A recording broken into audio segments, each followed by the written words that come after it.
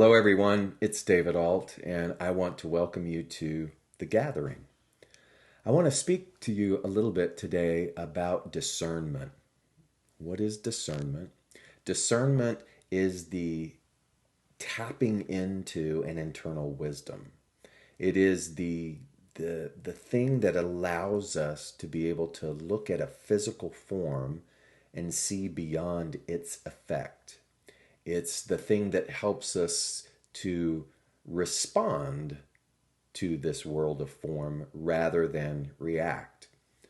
And discernment is the intuition that is there within us, but that intuition needs our cooperation through an activity of silence, because it is in the silence that we cultivate the lifeline to the discernment, meaning that the discernment's already there. So we're not building the discernment from nothing.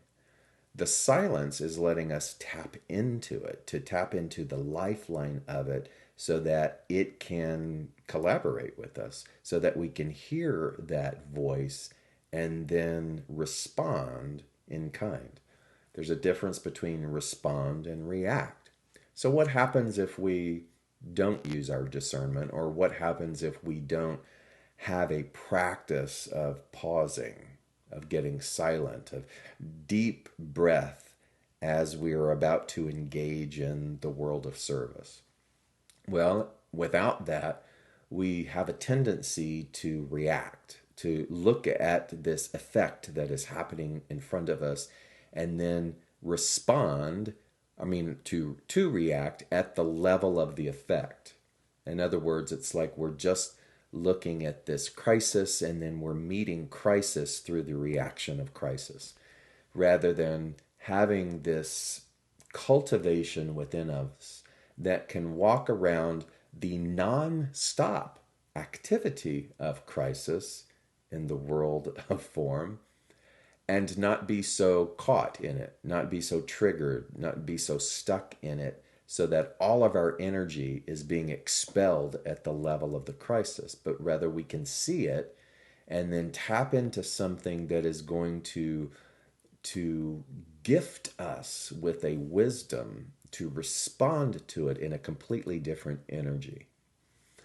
There's a story about Moses, the prophet Moses. So before he was a prophet, the story says that he was an apprentice to a wise teacher.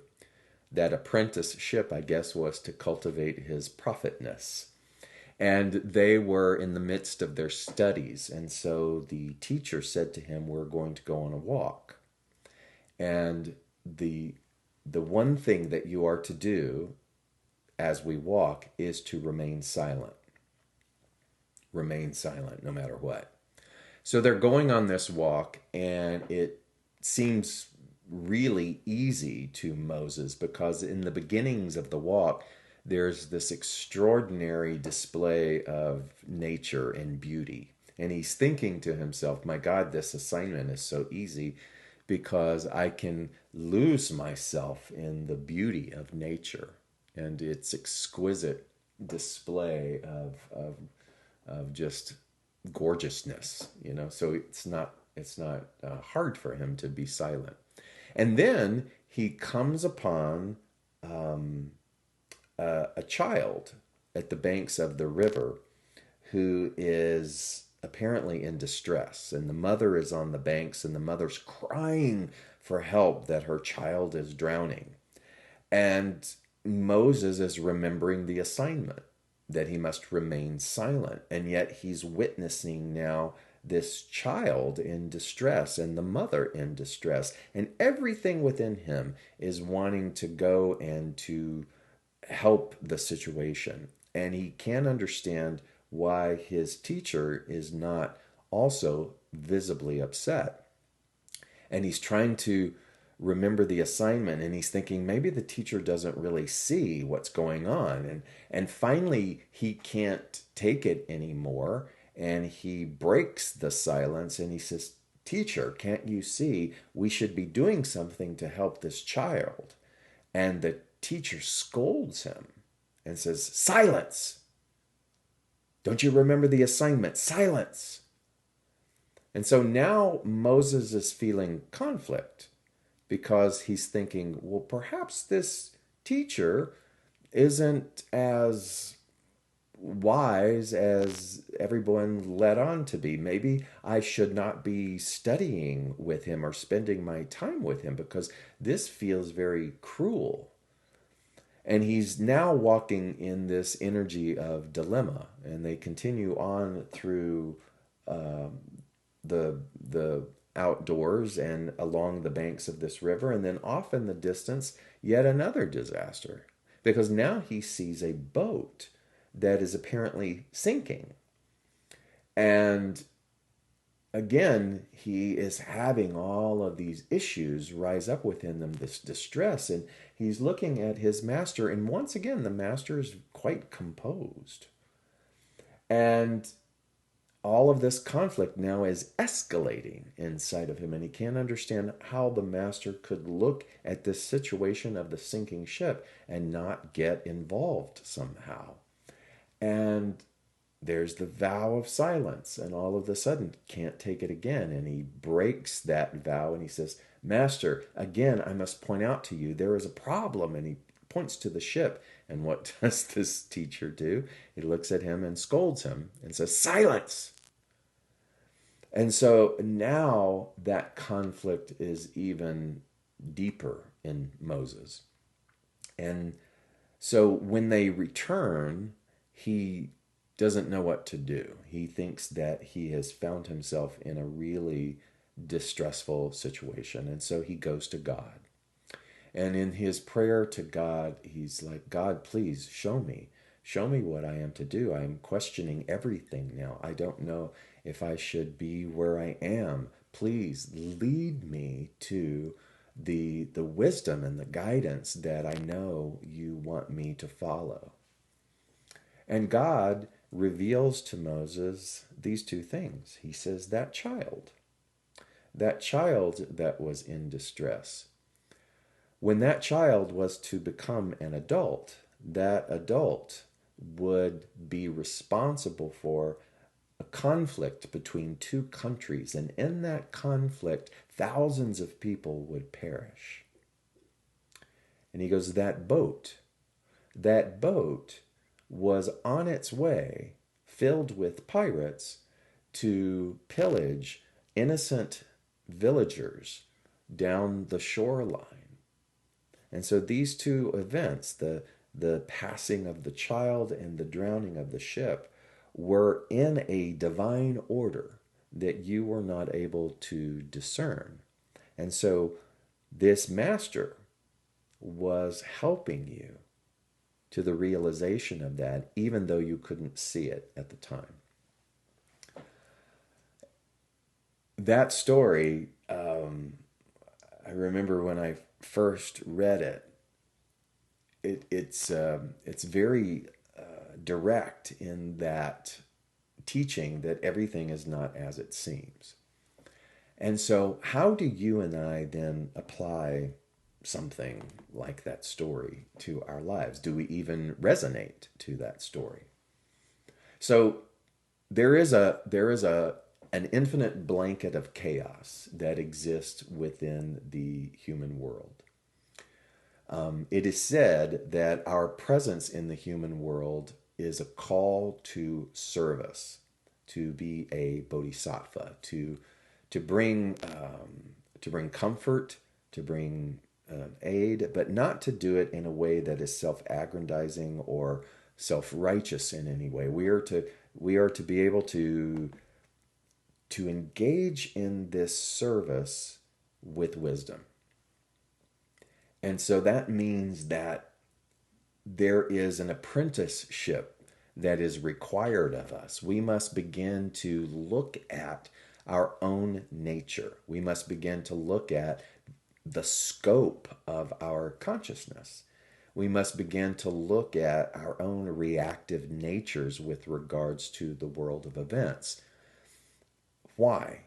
Because we are to look at all of the things that are veiled by separation, or ego, by misunderstanding, by even an inflated self-righteousness that is prompted by the ego because of some wayward thought or error of thought within ourselves. So, for example, there are many mistakes that I have made in my life of service. And because of my background and the I will call it the painful history of poverty and abuses, none of that which is original, but because of the unresolved nature of that, even into my adulthood, my service then can be unpure because it can be attached to me trying to rectify all of my history through this activity of service. Therefore, it doesn't have anything to do with the purity of assisting. It doesn't even have the ability to tap into the wisdom to say, what is mine to do? Because I'm still trying to make up or patch my own pain, you see. And so you can look at how we all do that. It's part of the refinement through this human incarnation is that we have to heal ourselves. We have to heal our thinking. We have to look at the energy behind our advocacy and to see if what we're doing is just meeting effect with effect, meeting my individual effect with the effect of what is before me, battling the illusion of myself with the illusion that is in front of me. That story is really saying that that teacher knows before we know. That which is wisdom is wanting, oh my God, is elated at the opportunity for us to be willing to even collaborate with it.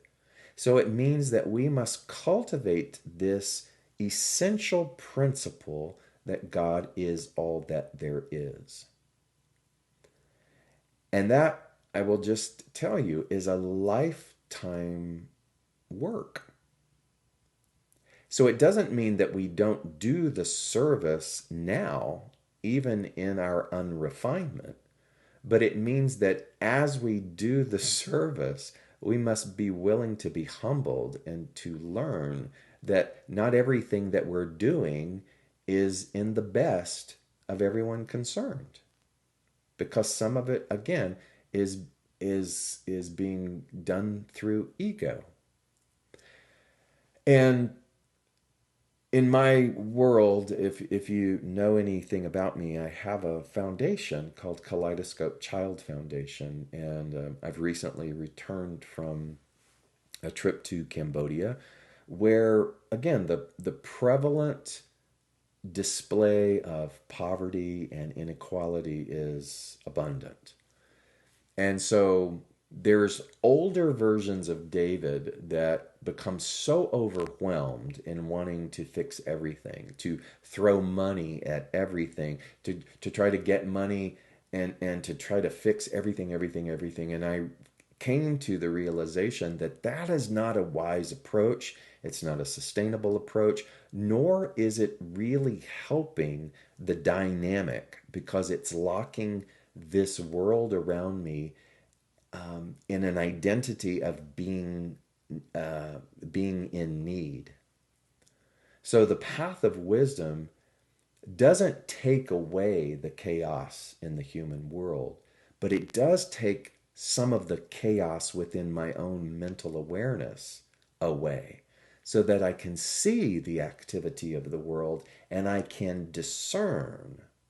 So now I can go to, I'll give you an example. Now I can go to a village, desperately poor, and rather than just throwing funds at this village, I can talk to the villagers. I can create steps of communication, and I can engage with them in a way that can say, let's work together. Let me not work for you, but let's work together in order to elevate the situation. So that means they have skin in the game. That means that, let's say, if they want a school or they want a water well or they want something, they too have to be engaged in that process. I had a man in the nonprofit world tell me that he was in Myanmar one time in a similar village like that.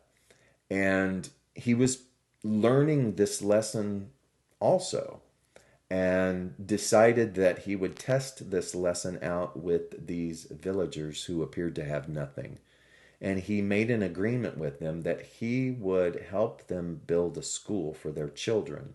But they had to come up with a quarter of the dollars that would be needed in order for this school to be built. If they came up with a quarter of the money, then he would assure them, he would promise them that he would find all of the outer resources to build this school. And he walked away very uncertain, almost in disbelief that they would be able to come up with this because of the current appearance of circumstance. And I bet you know where this story is going. They came up with that money because what it did was it showcased that they truly did want that. And there is an energy system within a hierarchy of values that if something is that valuable, we will find a way to make it happen. Hierarchy of values, we all walk around with that. We have our own individuated hierarchy of values, and within that hierarchy of values is the things that we spend our money, our time, and our mental focus on. And those things are representations of what we hold to be most valuable. Sometimes a lot of the hierarchy of those values is unconscious. So if what I spend most of my mental capacity on is I don't have enough resource and I don't have enough time, then that value system draws to me, it magnetizes to me experience after experience after experience where I don't have enough resources and I don't have enough time, because that's what I value. I value that belief. If in that value system is a belief in education, then how many countless stories are there of children in need, communities in need, that have risen above the apparent circumstances and the appearance of effect to find education, to do things. There are millions of stories of that type of resilience because education then was in their hierarchy of values. And so you see, this thing called discernment and wisdom is actually reformatting our own hierarchy of values. And so if in my hierarchy of values is wisdom, go imagine that. If in my hierarchy of values is wisdom and discernment, then it means that I will begin to set aside time frequently of silence, of tapping into that which knows far better than I know, of being willing to trust my own intuition, even though the intuition seems to be telling me to do things that seem totally uncharacteristic to what is needed in that moment. So the teacher, the master in the story of Moses, is the archetype of that kind of wisdom, our intuition. And Moses is doing what? He's battling with his intuition, saying, can't you see? And the intuition is saying, silence. How many of us have been in that situation? How many of us have practiced listening to the still voice and then going, it can't be that? Because we're so at the mercy of the world of effect. And so service is, I think, still one of the highest things, highest activities that we are called to do. But if that service is not coupled with wisdom, then that service can actually be harmful rather than helpful. If our advocacy is not coupled with wisdom and vision, then the advocacy, the aggression of the advocacy, the name calling of the advocacy, the constant verbal vomiting of the advocacy does nothing to help the situation or the effect.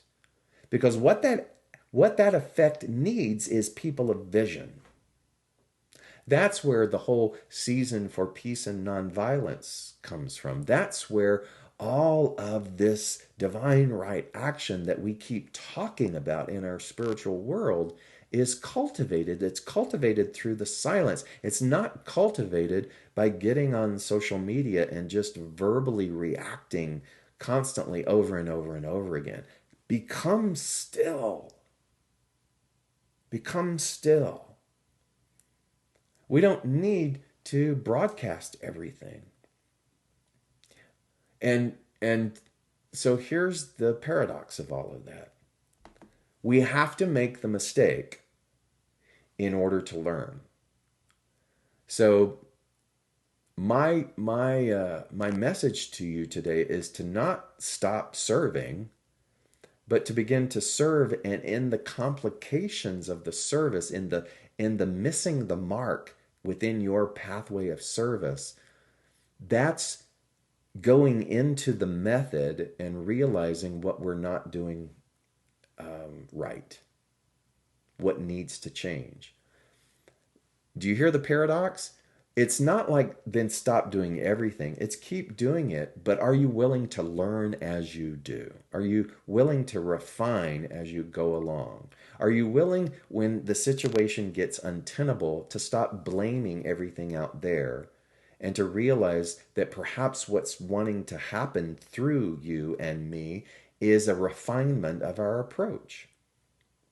So there are many, many times over the course of now 18 years of my doing this work overseas with global education, where I'll get mad, I'll get disappointed, I'll just get so just overwhelmed because I think that people are not reacting or giving or doing in the way that I feel that they should, or I'm tapping into an old wound of David in his unresolved wounding of his childhood and expecting the outer world to fix that.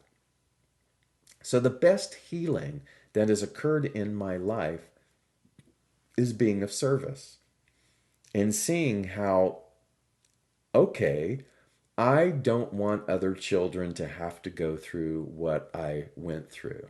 Okay. But let me tell you, there's nothing noble about that if I don't heal my own stuff, and if I don't understand that parable, that there are certain things that are, everything is in divine order. Again, the other paradox. And so we learn by doing. We refine by doing. That's why Ram Dass, one of the greatest things that I ever heard or read or witnessed from his teachings was, he said, everything that is a method, a spiritual practice, a path, they're all traps. Because most of the time we enter into them wanting something, but you have to go into it. You have to participate in the practice. You have to participate in the service in order to come to the awareness that it's a trap or that there's something beyond that, you see. So we don't just start everything immediately enlightened. Enlightenment happens by the teacher going, silence! Enlightenment happens through the doing. And it is through the doing, if we pay attention and we're willing to be teachable, it is in the doing then that our being starts to return home. And we start to see it is fine. This didn't work out. This mistake happened. This project didn't come through fruition. This grant never happened. These people didn't do what they said they were going to do. These people, that strung you along. It's all perfect. Just keep getting in the silence and tapping into it and knowing that each thing that does rise into what appears to be a victory is what needed to be a victory, and the other things did not. And so we apply this to our lives, and we apply this into all areas of our refinement. Silence. It is time to put into the hierarchy of our values. If we want to be wise, if we want wisdom to be there, then we must act accordingly in order to reveal the wisdom that wants to co-create with us. That's why silence is so, so incredibly valuable. God bless. May you sit this week and examine what is in your hierarchy of values. And if you truly want that type of discernment, that wise discernment, then claim that as value. Ask for the guidance to show you what that looks like, and then respond accordingly. I send you this message with love. Thank you.